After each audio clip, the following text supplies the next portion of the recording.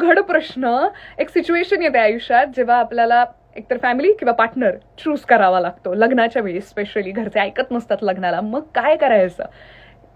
अशा वेळी मी माझं मत तुम्हाला सांगेल, बाकी तुमची इच्छा. मला असं वाटतं की अशा वेळी आपण आपल्या पार्टनरला चूज करावं.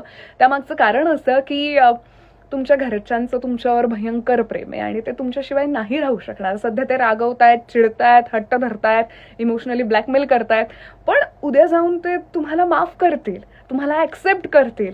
कारण काही झालं तरी तुम्ही त्यांचे आहात, रक्ताचं नातं आहे, ते तुम्हाला ॲक्सेप्ट करणारच आहेत. पण जर का तुम्ही तुमच्या पार्टनरला गमावलंत, सगळं संपलं, सगळं संपलं. कोणीच खुश राहणार नाही, तुम्ही नाही, ती गेलेली व्यक्तीही नाही, आणि तुम्हाला दुःखात पाहून तुमच्या घरचंही नाही. सो अशा वेळी पार्टनरला चूज करा.